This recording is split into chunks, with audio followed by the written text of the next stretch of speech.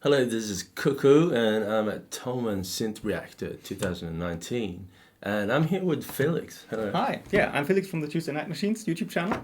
Also at Thomann here. I'm really excited to be part of this because, yeah, I mean, I've seen your videos, of course. You don't need any introduction, and everybody knows, I think, that you love the Continuum Fingerboard. I love it. I totally love it. Yeah. And I never touched it. Touched it. Yeah, I got the LinnStrument last year for me because I was looking for a controller like this. But sure, I've always eyed this thing. Been a little bit over my price range. Yeah. But so far I'm very happy with it. But yeah, I'm looking forward to see what your experiences were with that. Yeah. When I decided to go for this, I was gonna make a film score for an animated short. Okay. And long before that, I've heard of this, and I started to research it as that this is the film soundtrack device. I'm gonna use that. What kind of genre was the film? It was an animated film for children, but very heartfelt. Right. I made it myself. But okay. And so when I got it, I used it. Like 95% of all the soundtrack is made through one instrument. Okay. Wow. It suited me very well. Yeah. Yeah. Cool. And also with soundtracks, it's really beneficial to be sensitive, to follow the mood in the film, to follow any detail, and to give space for dialogue and to take space for action. Yeah, I imagine you don't have like a clock that you're having to sing to, right? It's more a little bit freeform, probably? Yeah. Cool. And then you built your sounds for the film? I built like 3 or 4 sounds, and I changed some of the patches that are in there. This is a synthesizer, so all of the sounds are in the device. Okay. And there are beautiful patches in there. It was a very, lots of inspiration from the sound already in it. But I made a couple of lead sounds, like a Chinese clarinet. Okay. Okay, wow. Because, I mean, for those people who don't know those devices yet, they're like called expressive polyphonic instruments, something like that, right? Yeah. And this is a big thing now, also being specified in the MIDI specification, that we have this MPE, MIDI polyphonic expression, I think it's called. That means we don't just have those on and off switch keyboard keys, but we have like just real impressions. I mean, just touching this slightly can generate a sound if you want to, right? Yeah. And there are several products on the market right now, and I mean, this one, as you said, has a synth built in, so you don't have to hunt for a software or a hardware piece that is creating the sound. This one creates the sound itself, which is different to the LinnStrument, which does not. So we always have to look for something, for an app or something like that that generates the sound. Yeah. I mean, for me, I get a lot of inspiration out of hardware, interacting with hardware. But to create your sounds on this, as you can see, there is no real interface here. It's just this box. So how do you make your sounds? Well, you need a computer in order to access a specific app where you create the sounds. And then you upload everything here, and it's here. I was in there, so you can switch the preset sound, or you can even like tweak them a little bit on the device. I can tweak them a little bit. There is a menu system here which is written on this strip. It's a bit very lo-fi, but you can tweak some of the values. Okay, but not the whole synth engine. Right. Sure. I mean, you probably wouldn't want to exactly, because it's so complex and it's so different than I think what we're used to. Yeah. And what I found with the LinnStrument and hardware and software synths is that sound design for those devices, because they're so expressive, meaning you have like one finger has like up to 6 or more controllers. Like you have the pressure, the velocity, the y-axis, x-axis. There's probably even a bunch more. This is even more special, I think, right? Yeah, from the structure. So. And creating sounds for that work polyphonically, especially, and are not just muddy and stuff, is difficult. It is, but it can be rewarding. It's like incredible, like totally.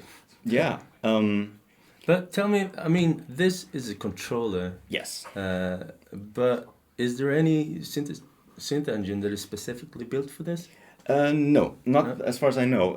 The fun thing is actually, or the funny thing actually might be that it's based on an Arduino. I don't know if you know those tiny programmable chips. Everything in this device is based on an Arduino, or is running on an Arduino. Lots of sensors, of course, and then you have like a USB MIDI port or a DIN MIDI port to go out into, for example, an iPhone, what I have here, which can also power the LinnStrument directly, so it's also somewhat mobile, although this is of course a little larger piece. You can also have it like in this size. But yeah, you need to find a synth engine that supports MPE, this polyphonic expressive MIDI standard. Yeah. And then there's of course a bunch of preset sounds that you could use, or you can tweak your own. And I've got the Roli Seaboard 5D app on my phone right now. They have their Seaboard products, and they work, or they are very invested in this MPE situation, and also have like lots of good resources on their website. And luckily, this app also works for external MPE synths or controllers like the LinnStrument. But yeah, it's just a controller, and you have to look for the sounds yourself, and that can be a little tricky for sure. Because of course this might be one of the most widespread apps, maybe for MPE. Sure, I think so, because it has like, you can't really tweak the sounds in there too much, but it offers you a very good plug and play satisfactory experience. Because if you just got this thing new, you have no idea what it's capable of, and you just want to play. And the app like that offers that. And there are like in-app purchases where you can get like new sounds, and it's very easy. And it's fun. It's fun.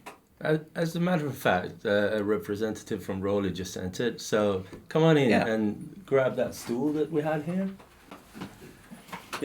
And what I was going to ask you is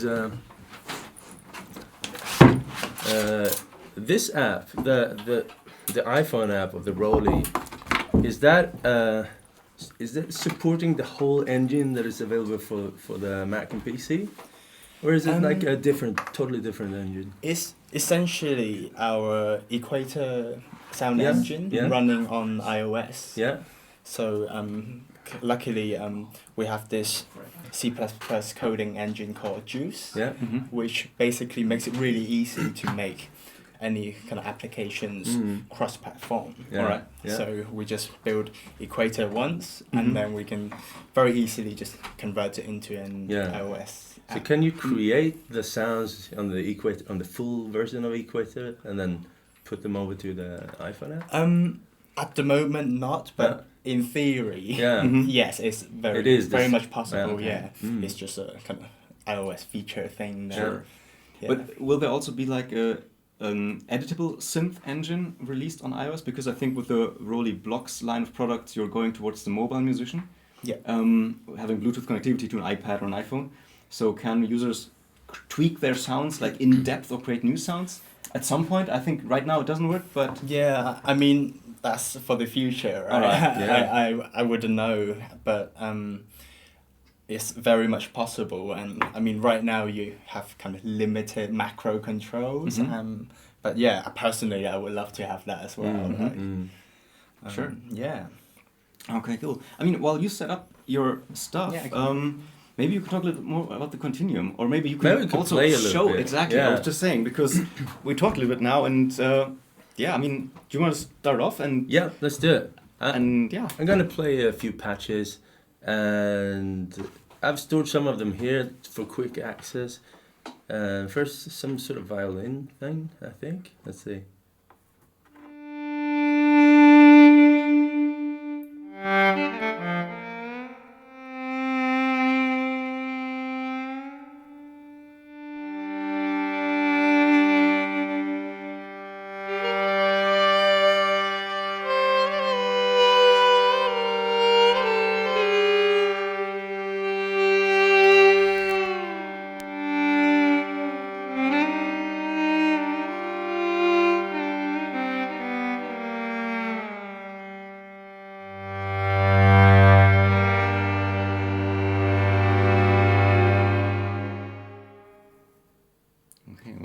I gotta select another patch like this one. It's just more of crystal. A really light touch is enough, right? I mean, very light. If you can zoom in on my finger here, and you can see what this does. Okay, this is no force at all. So no force. I can touch it and feel it. So this is good. You know, the advantage with a mechanical system behind it, instead of a touch screen, you can feel it. But this touch,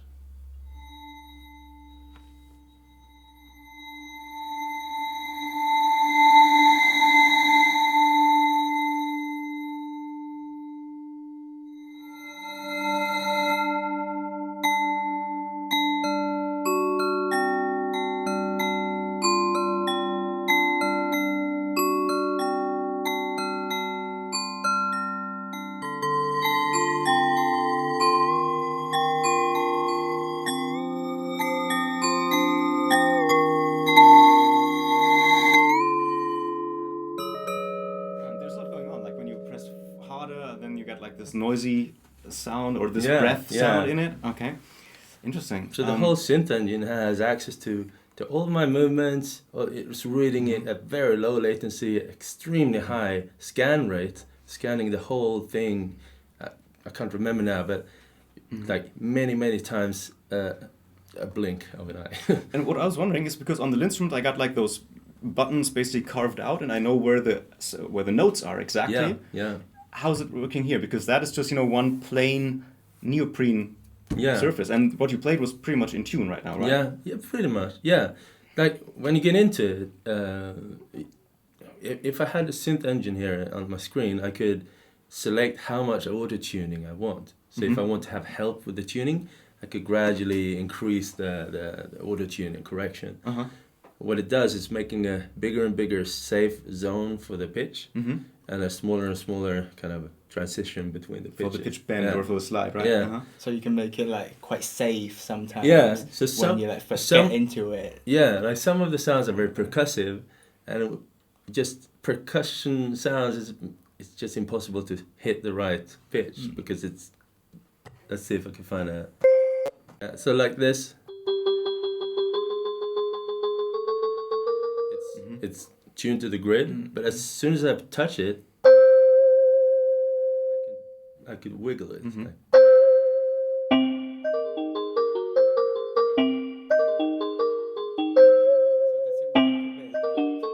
When you start wiggling, it becomes freer.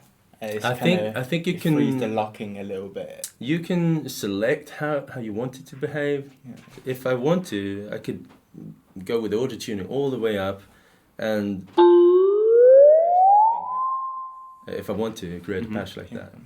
And some guitar patches, they sound a bit like you hit the frets. Okay. Yeah. Wow. Lots of stuff is possible. Yeah. Nice.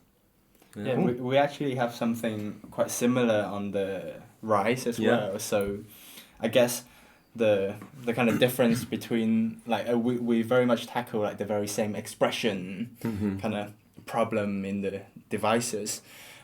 We have these slightly bumpy kind of interface where your hands are, and basically they are to give you tactile reference. Yeah. So the keyboard is it's more for like keyboard players. Right. So because we're so used to like the black and white keys, when you put your hands on there, you sort of feel you kind of know where you are.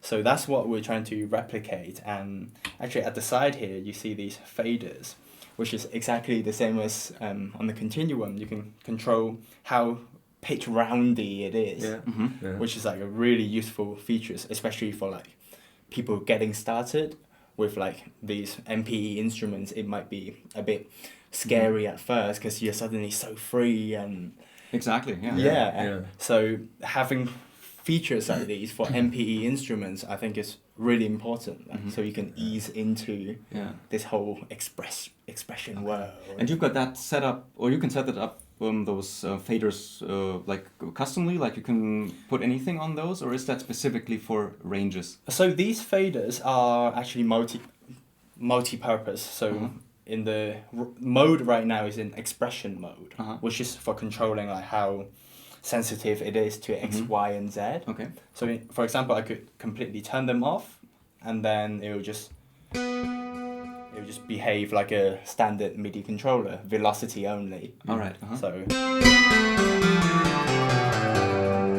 and then depending on what kind of sound I want to play with, for example, if I have like a, I don't know, guitar sound, then obviously guitar is mostly about bending, right? So I can just turn on the pitch bending and then leave the other two alone, and then I get pitch sensitive. Okay, right. So yeah, I like that you can turn that on and off on the device, because that's also what actually sold me on the LinnStrument, because as a musician who's on the move sometimes and who really just needs an iPhone, like similar to the Roli products, right? And again, I can power the LinnStrument just from the iPhone, and I can set it up completely on the device. Like I have also similar like you, like range knobs. So if I wanna tweak the Y range, because that is, when the Roli app, of course, made for like those wide keys, or those long tall keys. But on the LinnStrument, the Y axis is very short, because it's just, you know, this little square.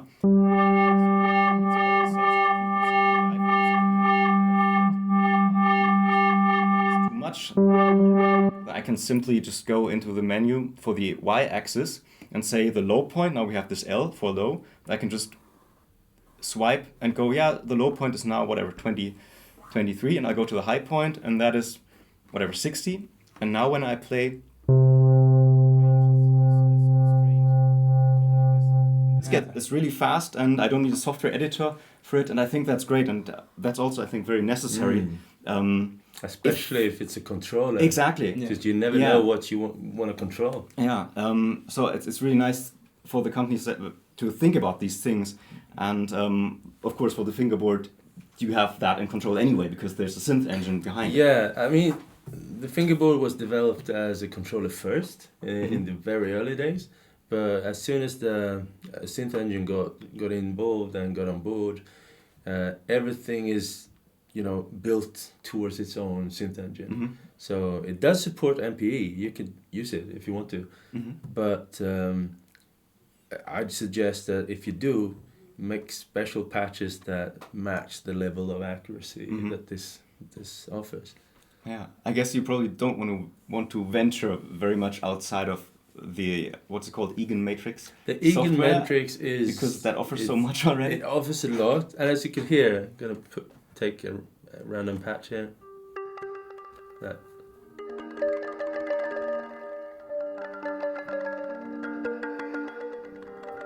You can make all sorts of sounds.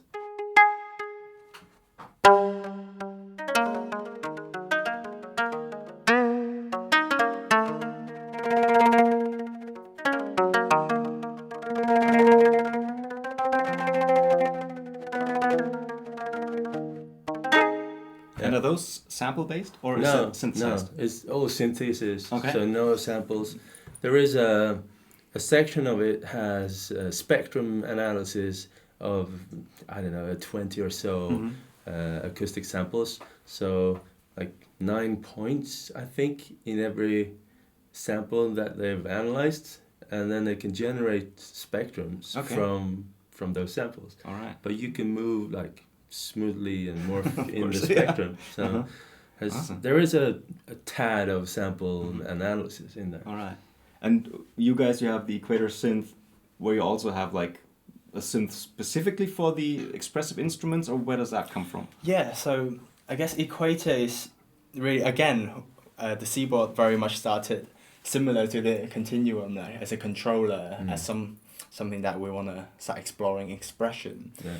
And then obviously back in the days there was an MPE, and as a lot of us would understand, like it was quite hard to get expression out of the standard MIDI instruments. How you have to create multiple channels, and each channel has to like be exactly the same, and it's quite kind of troublesome at the time. So that was like the main reason why we just had to create our own engine to make our life easier, essentially. And I guess like Equator itself is it's very much just catered for kind of 5D sound design. So we want to make it really easy for people to kind of map all the 5 dimensions, like attack, release, XYZ, very easily. So it's very much... It looks very neatly, simple, laid out. It's very... Yeah, the resolution is a bit... right. Oh, there's probably still this whole matrix thing. Oh, no, it's wider, okay, yeah. I see. Try to... Yeah, it's got different sections, okay. Yeah, I think you really need to release that on the iPad. Just that would be amazing. Yeah. Cool. So play something. Play the LinnStrument. All right. So yeah, I mean the LinnStrument is, from the layout itself, like pretty different than those two controls, and this is also kind of why I chose it. I have like a tiny piano and a tiny guitar background, and I wanted to experience something different than the keyboards. So I looked at that more with more focus, and here the layout is actually very simple. The blue dots are always your root note. In this case, it's a C, and then you have rows which are just like the piano, like C, D, E, F, and so on. And I just have to quickly switch on the iPhone, and then they're offset. So I basically have 8 rows of keyboard keys, and similarly to exactly that's one, like that, and that allows you to play a little differently. And what I like, because I'm a really bad piano player and I hate learning scales too much, but I kind of wanted to, is that this isomorphic layout lets you use just one fingering. For example, I think chords show this very well. Like if you want to play a major chord, it's for example this. I'll just turn that up a few octaves. If I want to play a D major chord, it's the same fingering. I'll just move it to the...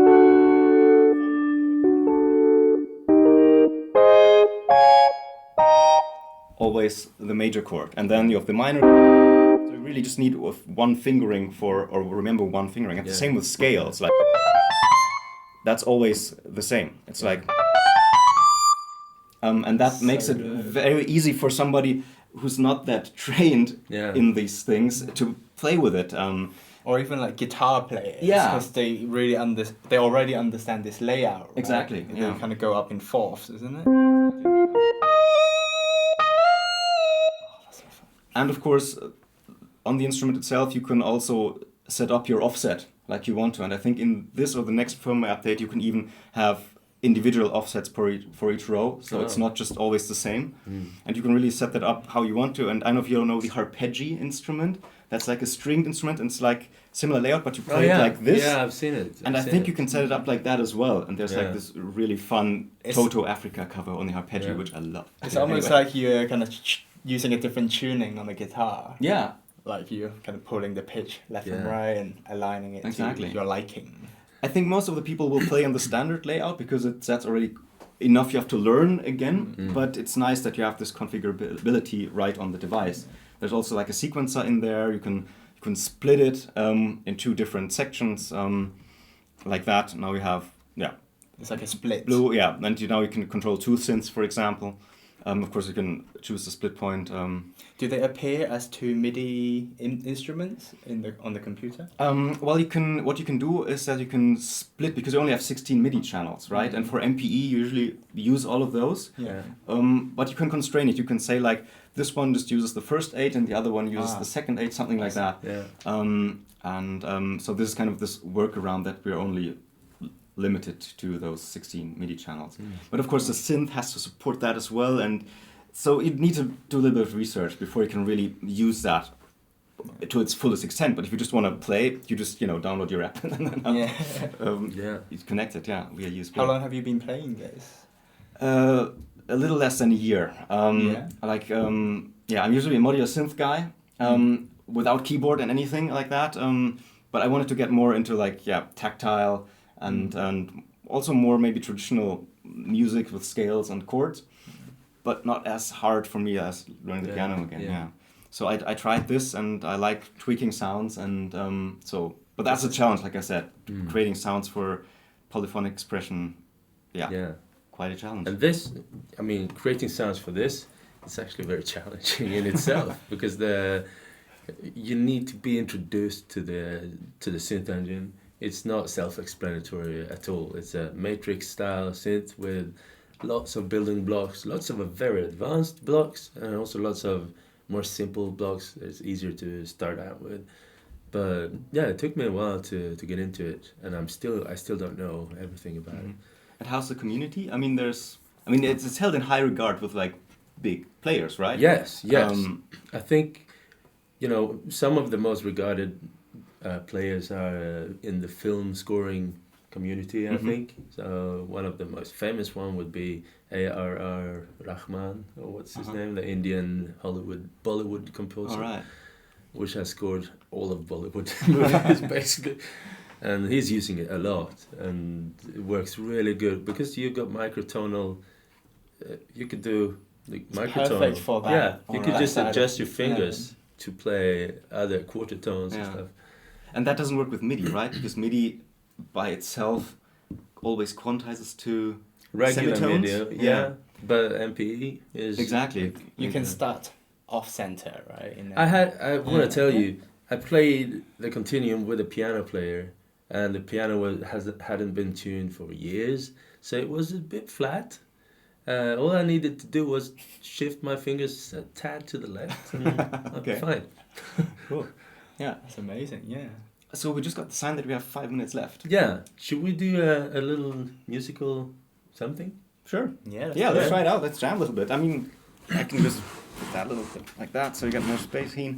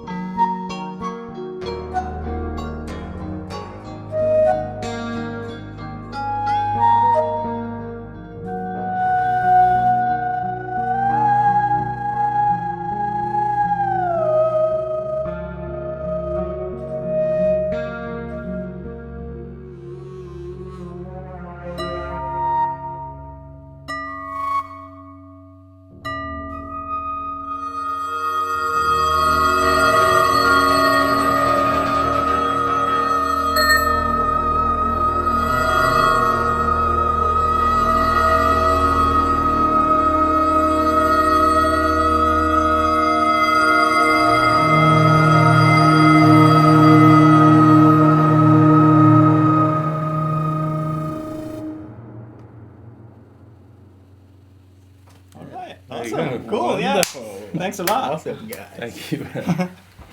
Yeah, thank you so much for hanging out with us. It's been a really cool cool opportunity to meet with both of you, so to learn a bit more about the LinnStrument and your strategy, and yeah. Awesome, cool. Yeah, thanks for having us. Right. Thank you very much. Cool. Awesome. Also, thank you for all of the sponsors of this Toman event. It's been really helpful to get to know a lot of people, to try out stuff like this, and everything is available here. So it's neatly laid out for us to create content for you. So I hope you enjoy this.